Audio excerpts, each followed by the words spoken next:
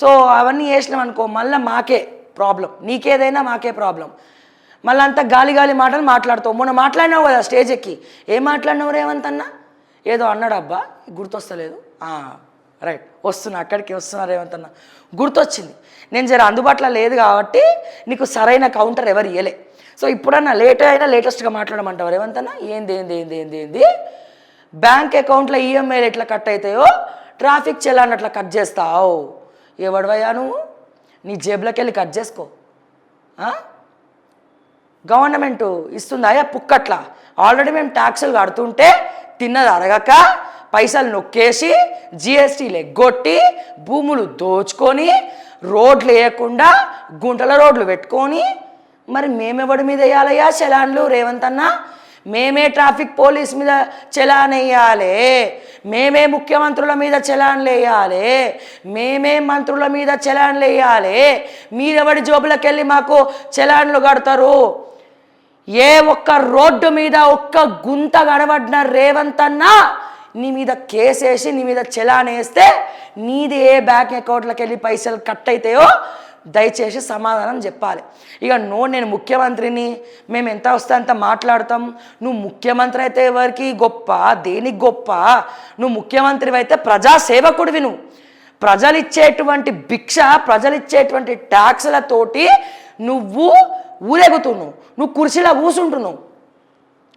మా సొమ్ముతోటి గద్దెనెక్కినావు, మా ట్యాక్సులతోటి మీ పబ్బాలు గడుస్తున్నాయి, మా ట్యాక్సులతోటి దోచుకుంటున్నావు, మా ట్యాక్సులతోటి మీరు అప్పనంగా కుటుంబ సభ్యులంతా మెక్కుతున్నారు. ఎవరు? నువ్వు, ఆ వేం నరేందర్ రెడ్డి, ఆ రోహిన్ రెడ్డి, ఆ ఫహీం ఖురేషి, కొండల్ రెడ్డి, జగదీష్ రెడ్డి, తిరుపతి రెడ్డి, ఆ రెడ్డి, ఈ రెడ్డి, ఆ జానారెడ్డి కొడుకులు ఇద్దరు, ఆ జైవీర్ రెడ్డి, ఇంకే రెడ్డి గుర్తొస్తలేదు. అందరు బందిపోట్ల మూట చెడ్డీ గ్యాంగ్ల మీద పడి తెలంగాణని అప్పనంగా దోచుక తింటూ ఓవర్ టు చంద్రబాబు నాయుడు. ఎవడి మీద వేయాలి మేము ట్యాక్సులు? మీరే బ్యాంక్ అకౌంట్లోకి వెళ్ళి కట్ చేస్తారు. ఏ ఒక్క రోడ్డు చక్కగా ఉండదు, రోడ్ల మీద సీసీటీవీలు చక్కగా లేవు, గుంతలు, రోడ్లు నీట్గా లేవు. ఉప్పల దగ్గర పోవాలంటే భయం అవుతుందయ్యా. ఎన్నేళ్ళు పెడతారండి ఆ ఫ్లైఓవర్ కట్టనీకి? ఎన్నేళ్ళు పెడతారు? మేమెవరికి వేయాలి ఛార్జీలు? మేమెవరికి కట్టాలి ట్రాఫిక్ చలాన్లు? మేము ఎవరి మీద వేయాలి కేసు? రేవంత్ రెడ్డి నీ జేబులోకి వెళ్ళిస్తావా నా పైసలు? నువ్వు ఏ జేబులోకి వెళ్ళిస్తావు రేవంత్ అన్న పైసలు? నీ జేబులోకి వెళ్ళిస్తావా? నీ అన్నల జేబులోకి వెళ్ళిస్తావా? నీ అన్నదమ్ముల జేబులోకి వెళ్ళిస్తావా?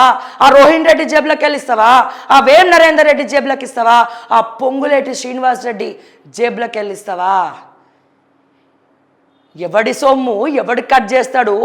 రెక్కలు ముక్కలు కష్టం చేసి ఎండనక వాననక కడుపు కట్టేసి కుటుంబ క్షేమం కోసం మిడిల్ క్లాస్ బతుకులు, మా మిడిల్ క్లాస్ ఫ్యామిలీస్ పైసా కూడబెట్టి ప్రతి దగ్గర ట్యాక్స్ కట్టి సినిమాకి పోతే కూడా పాప్కార్న్కి కూడా జిఎస్టీ దగ్గర నుంచి గుంజుకొని మొత్తం ఏడికి పోతే ఆడ ట్యాక్సులు మా దగ్గర వసూలు చేస్తున్నావు కదా, పిండి పిప్పి పులిహార చేస్తున్నారు కదా. ఇన్ని చేస్తున్నావు కదా రేవంత్ అన్న. ఏ ముఖం పెట్టుకొని మా బ్యాంక్ అకౌంట్లోకి వెళ్ళి కట్ చేస్తారండి? మీకెవడిచ్చిండండి రైటు? నోటికి ఎంతకు వస్తే అంత మాట్లాడతావా?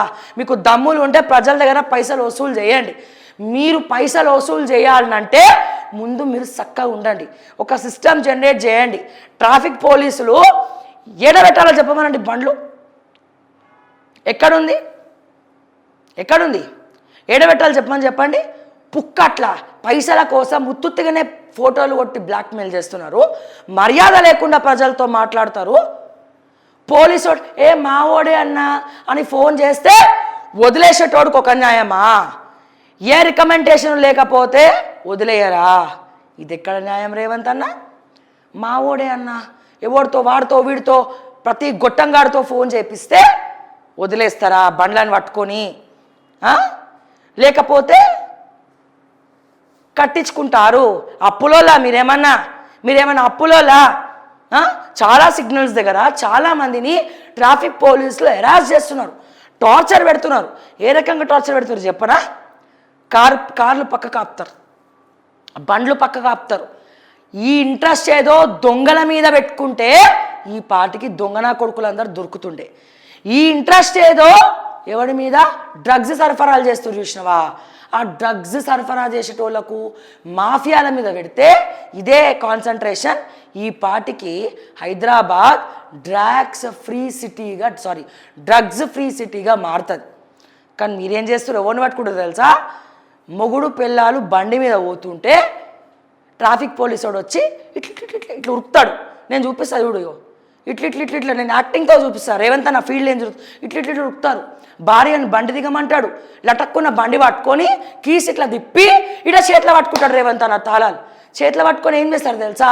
తీయండి, మీ బండి మీద ఎన్ని చలాన్లు ఉన్నాయి తీయండి, పైసలు ఇంత కట్టు, 1000 రూపాయలు కట్టు అంటాడు. సగటున పెట్రోల్ ఛార్జెస్ పెరిగే, డీజిల్ ఛార్జెస్ పెరిగే, అన్ని ఛార్జెస్ పెరిగే, కానీ మా జీతాలు మాత్రం పెరగవు, మా జీవితాలు మాత్రం మారవు. నీలాంటి దరిద్రమైనటువంటి ముఖ్యమంత్రులు వచ్చినంత కాలం మా బతుకులింతే, మా మిడిల్ క్లాస్ బతుకులింతే.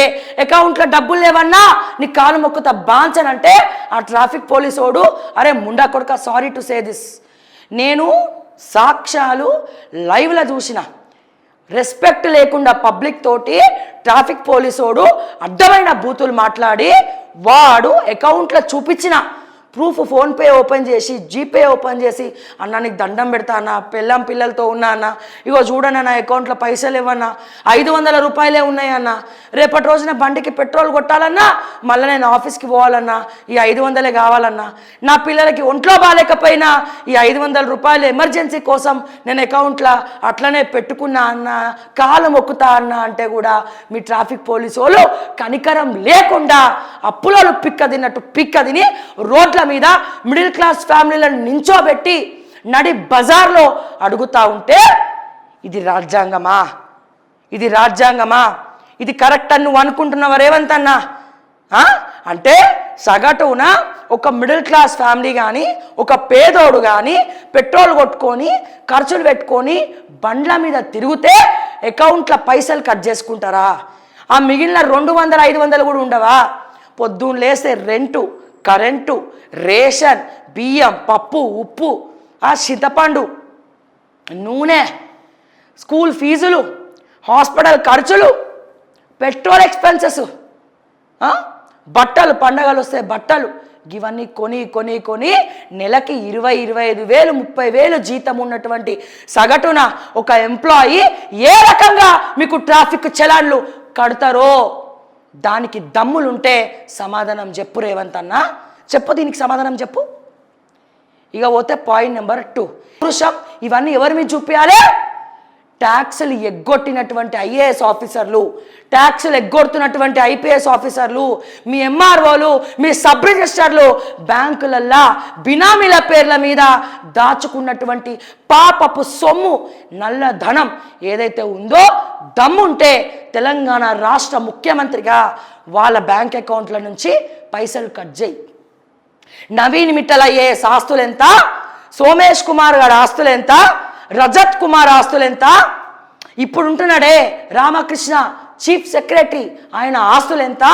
ఆ సింగరేణి శ్రీధర్ ఇప్పుడు ఉంటున్నాడే పంచాయతీరాజ్ శాఖ ప్రిన్సిపల్ సెక్రటరీ, ఆయన ఆస్తులు ఎంత? శరత్ నాయక్ ఆస్తులు ఎంత?